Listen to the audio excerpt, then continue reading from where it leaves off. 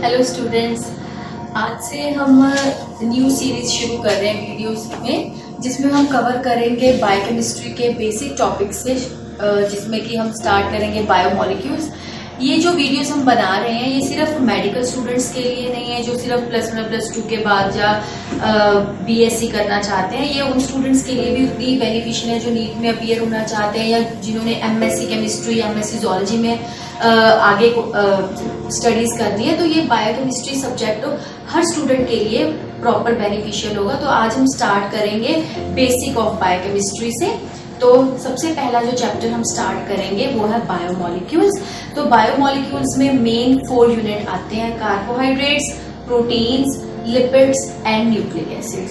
तो सबसे पहले हम कार्बोहाइड्रेट चैप्टर स्टार्ट करेंगे, जिसमें हम उसकी स्ट्रक्चर से स्टार्ट करेंगे, उसकी क्लासिफिकेशन को स्टडी करेंगे। और जैसे कि सब मेडिकल स्टूडेंट या सब स्टूडेंट्स को पता है कि हमारी बॉडी जो है मेन एलिमेंट्स जो बने हैं जिससे वो बनी है वो है carbon, hydrogen, oxygen, sulphur, phosphorus.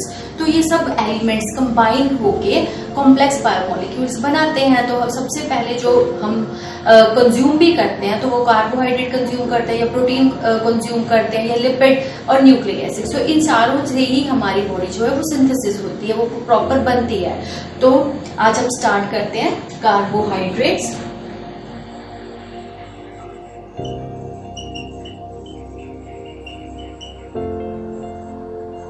Students, सबसे पहले तो ये मैं बताना चाहूंगी बायोकेमिस्ट्री बेसिकली है क्या। तो biochemistry it is the chemistry of biological system. तो जो भी रिएक्शंस हमारी बॉडी में होती हैं, जैसे कि हम केमिस्ट्री में केमिकल काइनेटिक्स स्टडी करते हैं, थर्मोडायनेमिक्स स्टडी करते हैं और कैटलिस्ट स्टडी करते हैं, तो सेम जो है हमारी बॉडी में भी जो है वो रिएक्शंस होती हैं। तो उनके नाम जो है ऑलमोस्ट सिमिलर ही होते हैं। जैसे केमिस्ट्री में हम पढ़ते हैं exothermic reaction, endothermic reactions, thermodynamics, free energy, oxidation, reduction, ये सारी टर्म्स जो है वो बायोलॉजिकली टर्म्स में भी यूज होती हैं। तो ये आपको बहुत बेनिफिट देंगे ये लेक्चर, ताकि आपको इन फ्यूचर कोई भी स्ट्रीम अगर आपने लेनी है तो उसमें आपको बहुत ज्यादा हेल्प होगी। तो व्हाट आर कार्बोहाइड्रेट्स? हमने लोअर क्लासेस में स्टडी किया है कि जो कार्बोहाइड्रेट्स होते हैं they are the hydrates of carbon, कि जिसमें वाटर का फॉर्मूला होता है और कार्बन के साथ अटैच होता है। पर इन बायोकेमिस्ट्री इसकी जो डेफिनेशन है वो थोड़ी हायर लेवल की है। तो हम बायोकेमिस्ट्री में कार्बोहाइड्रेट्स की जो डेफिनेशन है वो हम डिफाइन करते हैं। दे आर पॉलीहाइड्रोक्सी एल्डिहाइड और कीटोन और डेरिवेटिव्स ऑफ दीज। इसका मतलब है कि कोई भी जो बायोमॉलिक्यूल है, कॉम्प्लेक्स मॉलिक्यूल है, जिसमें ज्यादा हो OH ग्रुप और एक एल्डिहाइड ग्रुप हो और जो है या तो एक कीटोन हो और या उसके डेरिवेटिव हो। मतलब जब हम किसी भी कॉम्प्लेक्स शुगर को हाइड्रोलाइज करें, उसकी वजह से हमें जो प्रोडक्ट मिले उसमें पॉलीहाइड्रोक्सी ग्रुप्स होने चाहिए, एल्डिहाइड होना चाहिए या कि कीटोन होना चाहिए, जैसे कि हमें उसे देख के पता चलेगा कि वो कार्बोहाइड्रेट्स हैं। Now coming to the classification of carbohydrates. Carbohydrates जो है वो 3 क्लासेस में डिवाइड किए जाते हैं। वन इज मोनो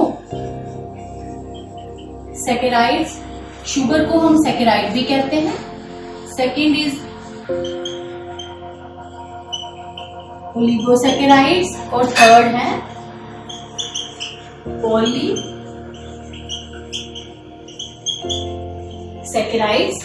आज हम सिर्फ पॉलीसैकेराइड्स को ही डिस्कस करेंगे, उसकी कुछ प्रॉपर्टीज को डिस्कस करेंगे। तो what are monosaccharides? Monosaccharides are the sugars which have carbon 3 to 8। इसमें हमने कार्बन के नंबर को स्टडी करना है, उसके अकॉर्डिंग जो है ये मोनोसैकेराइड्स होंगे। फॉर एग्जांपल मिनिमम जो है वो कार्बन नंबर 3 होने चाहिए। जैसे कि अगर 3 कार्बन है तो हम उस शुगर को बोलेंगे common is triose which is 3 carbon. अगर 4 है तो टेट्रोस 5 है तो पेंटोज, 6 है तो hexose, then heptose and octose. 5 carbon, 6 carbon, 7 carbon और 8 कार्बन।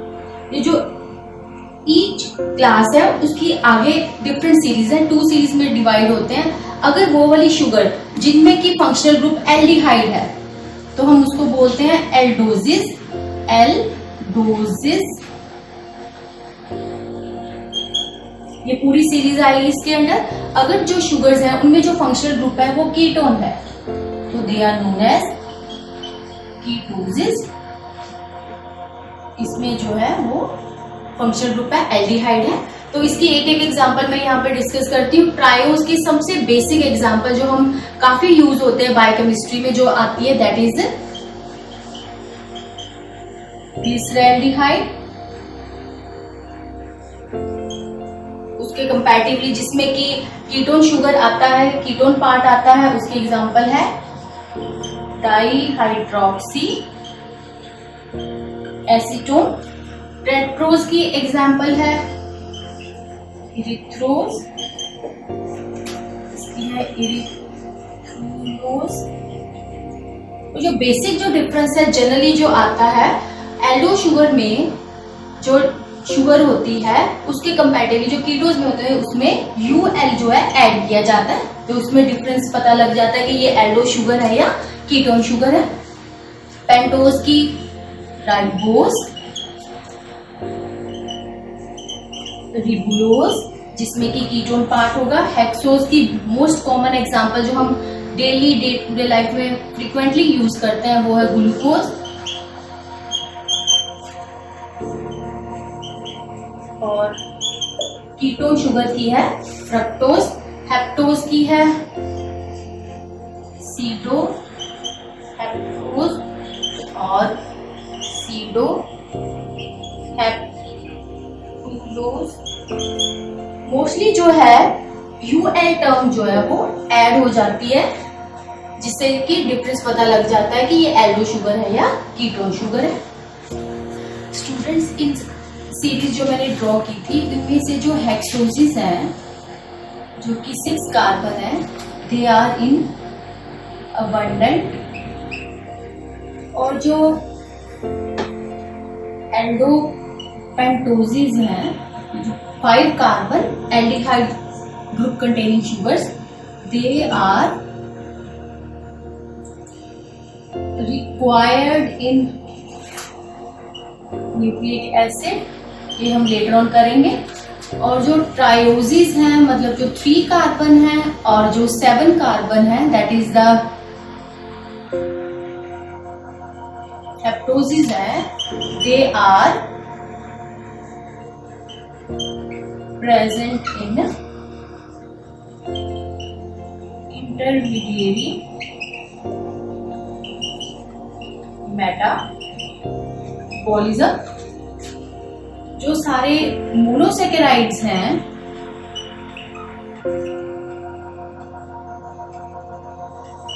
इनको सिंपल शुगर भी कहते हैं क्योंकि आप इनको फर्दर और डिसॉल्व नहीं कर सकते, इससे छोटा मॉलिक्यूल आप नहीं बना सकते। और ये मोस्टली वाइट क्रिस्टलाइन होते हैं and they dissolve in water and insoluble in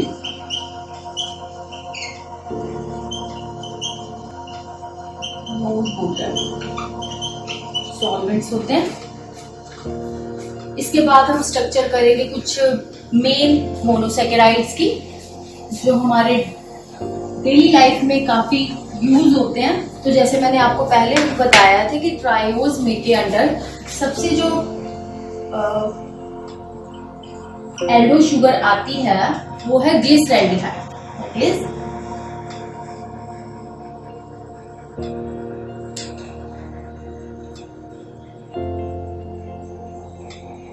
तो इसकी स्ट्रक्चर हम ड्रॉ करते हैं।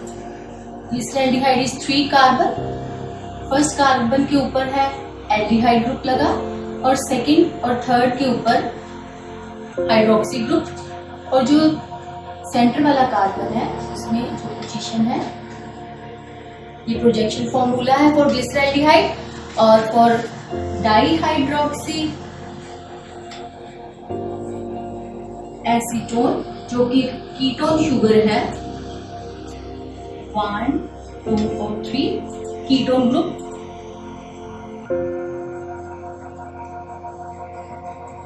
डाईहाइड्रोक्सी एसीटोन को छोड़कर सारी जो मोनोसैकेराइड्स हैं दे कंटेन असिमेट्रिकल कार्बन, जिसको हम कायरल कार्बन भी कहते हैं। कायरल कार्बन मतलब जिसके इर्द गिर्द जो है वो 4 अलग अलग ग्रुप जो है वो ज्वाइन किए हों। इसमें हम देखते हैं कि जो सेकंड वाला कार्बन है उसकी ज्योमेट्री जो है वो चेंज हो सकती है। फॉर एग्जांपल इसमें जो OH ग्रुप है लेफ्ट को भी हो सकता है, और अगर रोटेट कर जाए तो राइट में भी हो सकता है, लेकिन डाईहाइड्रोक्सी एसीटोन में जो है ये मतलब ऑप्शन नहीं है।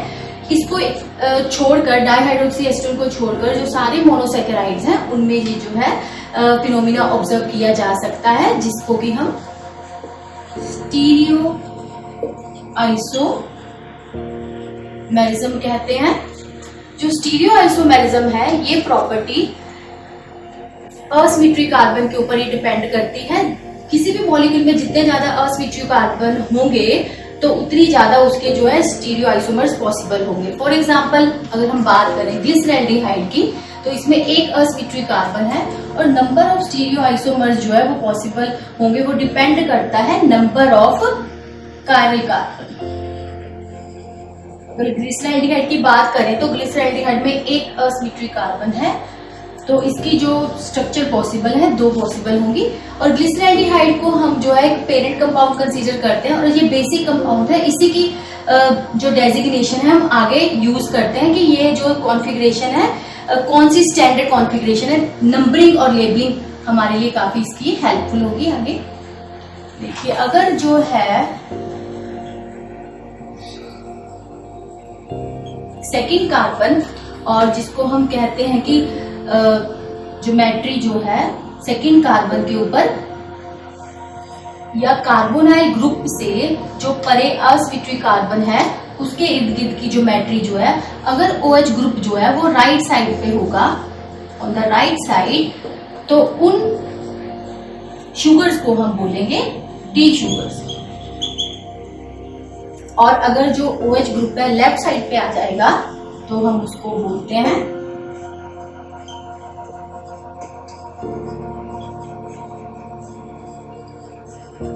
L sugars.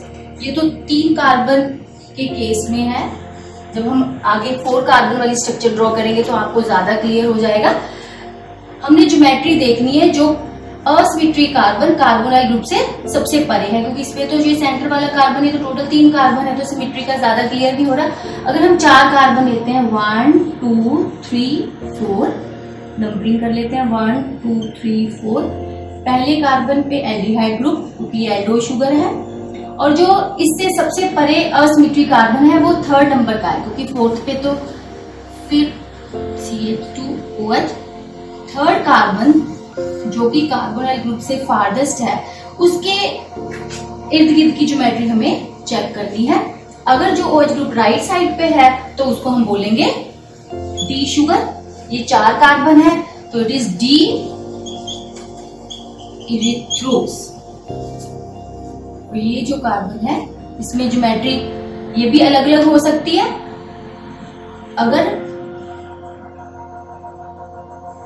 स्ट्रक्चर ऐसे है, OH ग्रुप एक ही साइड पे है सारे, तो ये होगा डी इरिथ्रो। डी इरिथ्रोस के बाद है डी इरिथ्रोलोज। जैसे नाम से पता चलता है ये एक कीटोन शुगर है, कीटोसिस है, और कार्बन इसमें है 4। तो अगर इसकी स्ट्रक्चर देखें तो 1 2 3 और 4 ये कीटोन है, और कीटोन ग्रुप जो सेकंड कार्बन पे लोकेटेड होगा, यहाँ पे CH2OH।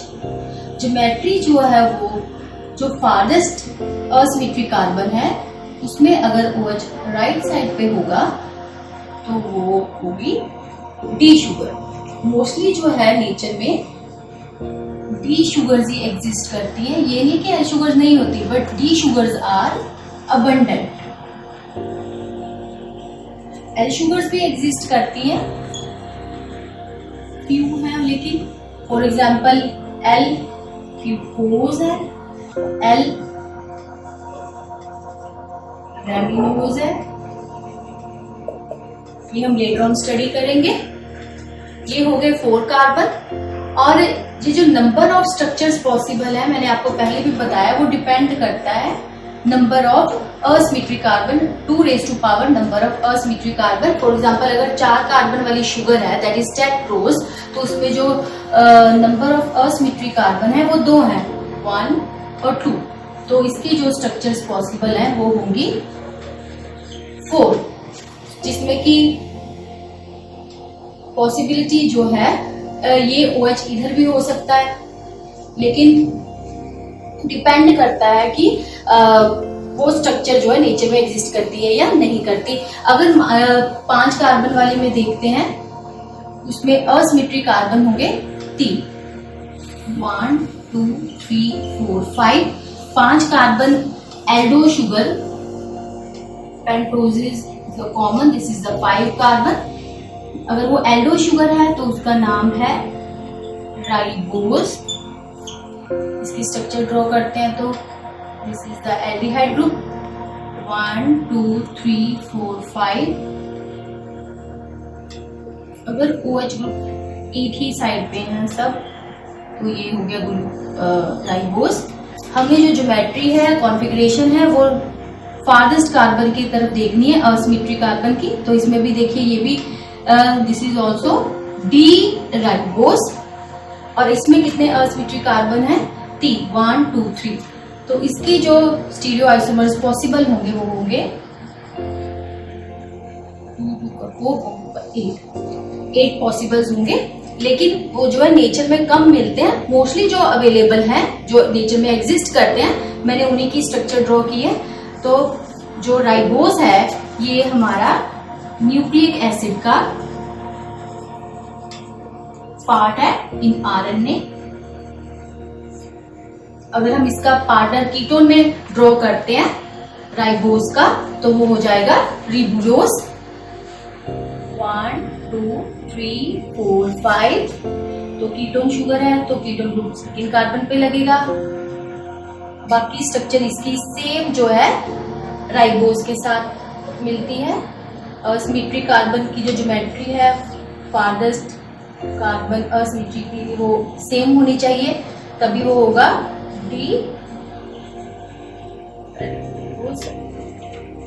This is 5 carbon. और जो मोस्ट कॉमन यूज होता है दैट इज 6 कार्बन, चाहे वो एल्डोज हो चाहे वो कीटोज हो। 6 कार्बन सबसे कॉमन एग्जाम्पल है ग्लूकोज।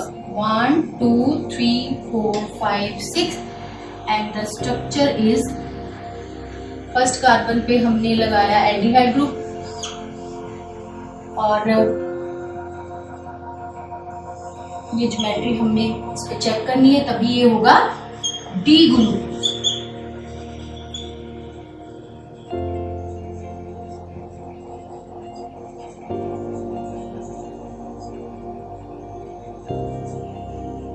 और इसका जो कीटोन पार्टनर है that is D fructose. 1 2 3 4 5 6 ketone group. जब भी ड्रॉ करना है तो आप बॉटम से ड्रॉ करेंगे तो आपको याद रहेगा, आसानी होगी। जो 3 नीचे से 3 कार्बन है उनका OH जो राइट पे ही आता है, ऐसे आपको याद रहेगा easily. This is the fructose and this is the D glucose which. तो ये दोनों जो है 6 कार्बन शुगर है जो बहुत ज्यादा बॉडी में मिलती है और इनकी बायोलॉजिकल इंपॉर्टेंस भी बहुत ज्यादा है। स्टूडेंट्स, ये तो एक्सपेक्टेड ही है कि जिन भी स्ट्रक्चर्स के बीच में असिमेट्रिक कार्बन होंगे दे आर ऑप्टिकली एक्टिव। तो इसका मतलब है जो हमारी डी ग्लूकोज है वो भी ऑप्टिकली एक्टिव है, it rotate the plane polarised light. और जो डी ग्लूकोज है उसकी जो रोटेशन है that is dextrorotatory at 20 degree temperature, that is उसकी वैल्यू है प्लस 52.7 डिग्री। और जो डी फ्रक्टोज है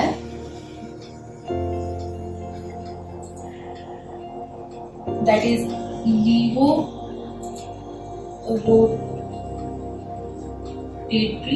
और उसकी जो वैल्यू है -92.7 डिग्री है।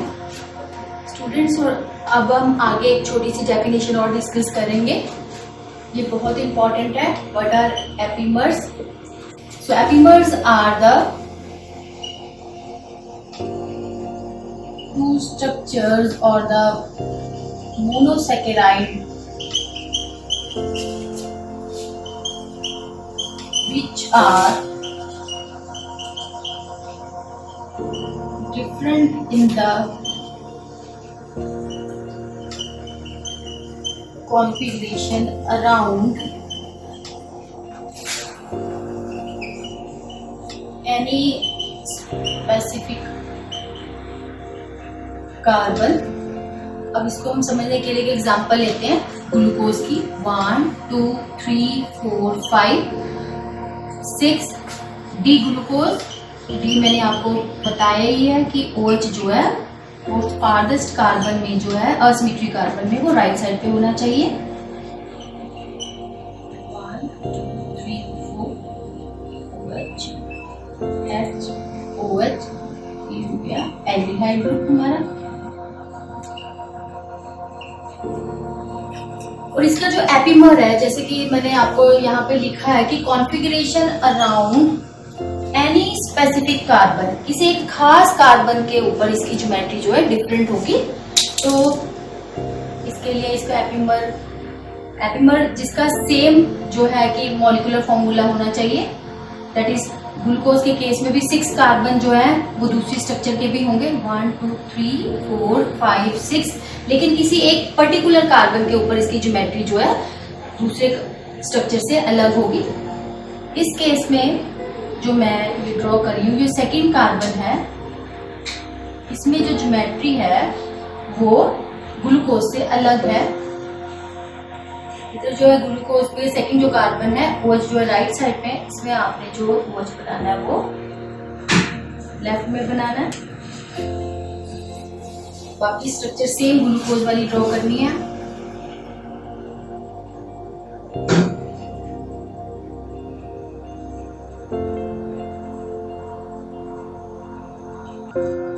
ग्लूकोज, और अगर ज्योमेट्री जो है किसी खास कार्बन में चेंज हो तो वो दो स्ट्रक्चर जो हैं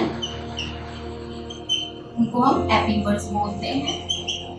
और ये जो सेकेंड स्ट्रक्चर मैंने बनाई है, फॉर्मूला इसका सेम है C6H12O6, इसको बोलते हैं मैनोज। इसमें जो है सेकेंड कार्बन उसकी ज्योमेट्री जो है ग्लूकोज से अलग है, बाकी सब कार्बन्स की ज्योमेट्री जो है वो सेम ग्लूकोज के साथ मैच करती है। उसी तरीके से अगर हम सेकेंड एग्जाम्पल देखें, galactose which is also D-galactose and 6 carbon structure that of glucose 1 2 3 4 5 6. This is aldose sugar again, these all are aldose 3 4 5 6. Glucose और गैलेक्टोज जो हैं वो भी एपीमर्स हैं with respect to carbon number 4। तो इसमें हम कार्बन 4 की जो ज्योमेट्री है ग्लूकोज से अलग बनाएंगे, बाकी जो स्ट्रक्चर है उसकी ग्लूकोज के साथ सेम है। यहाँ पे आपने H ड्रॉ करना है।